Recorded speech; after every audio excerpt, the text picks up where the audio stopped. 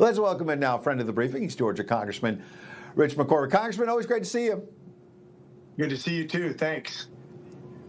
You know, I think, and have been saying for some time, that the deadline might be October 15th for Democrats to crack, because as you know, that's when the paychecks start getting impacted. The military won't be paid, even though the president says they'll get back pay down the road. But Speaker Mike Johnson revealed something today. He said you guys have learned the left is planning a No Kings rally again on October 18th on the National Mall. Might that be the deadline? Because if Schumer caves before that, these left-wing activists at the No King rally, they're going to be coming for Schumer's head. Yeah, Schumer's stuck between a rock and a hard place. Let's face it, this guy has no good message. All he wants to do is expand federal government. And quite frankly, even if you put all the funding of illegal immigrants and their health care aside, they're talking about, even you're seeing some of the Democrats, to be fair, some Republicans are actually now talking about how they think that we have the supplemental for the health care should continue to keep prices down on health care premiums. Let's just talk about that for a second, because I think it's really important that people understand. First of all, Medicaid was never meant to be funded by the federal government. It's a state program that Obamacare expanded dramatically. It used to be only 1/3 of all government spending was from the federal side. Now it's 2/3. We keep on printing the money, thinking our children are not going to have to pay the interest, which they will.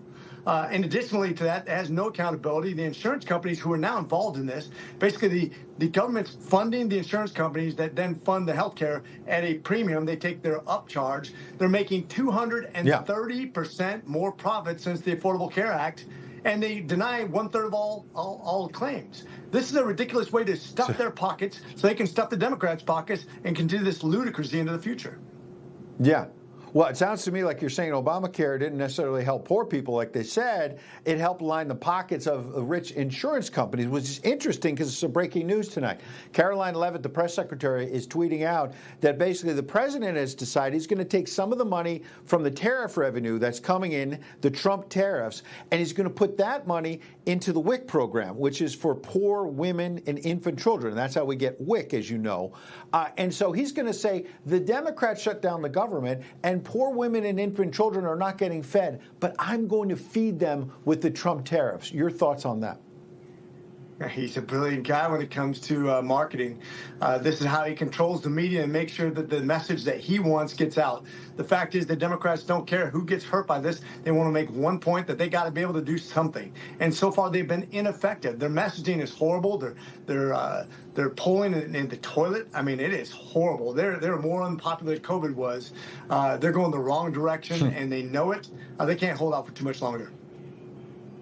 Yeah, speaking of not being able to hold out much longer, what about accountability for people like former special counsel Jack Smith? They laid out at the top, I'm sure you and your colleagues are talking about this, that this guy was trying to put President Trump in jail, and it turns out that he was the one who was surveilling some of your Republican colleagues, some of my colleagues in the media, the president posting this on Truth Social, that he always knew that, quote, deranged Jack Smith got caught with his hand in the cookie jar, a real sleazebag. I think that sums it up. How big of a scandal is this, sir?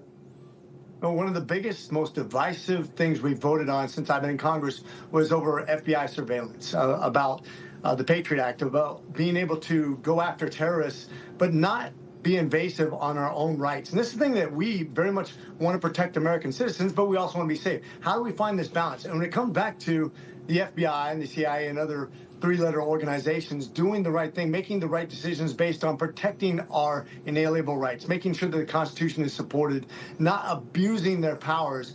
And when they abuse powers in a political way, that is about as scary as you get. That's what communist countries do. That's what dictators do. That's what, when they talk about the weaponization of our government against them, they're such hypocrites. We're just trying to be transparent, and they're the ones that actually went after people. And that goes clear back to the Obama era when they used the IRS against conservative, and not one person was fired. Not one person got a letter of reprimand. Can you believe that? There's never been accountability for that. Sadly, I think I can believe it, because I'm hoping now that we're finally going to see accountability. I'm listening to your last point, and I'm thinking that during the last presidential campaign, Jack Smith was tearing up the Constitution, surveilling some of your Republican colleagues and others. At the same time, they were saying Donald Trump was a threat to democracy. Real quick final point from you, sir. Well, I just hope the American people are paying attention to what's at stake. It is not up to the federal government to keep on taking over welfare things that states are supposed to run. There's no accountability. We are over 30% in deficit per year. We cannot sustain this. This is one of the biggest threats to our democracy, to our republic. We need to do the right thing and get our spending back in balance, or we're really in trouble. It's a mathematical certainty that within the next decade, this is going to collapse on ourselves if we're not more responsible. Yep, we've got to get this debt down. I think the president, by refusing to spend another $1 trillion on illegal immigrant health care, probably took a good first step. Congressman, we appreciate you coming on. We'll see you soon, sir.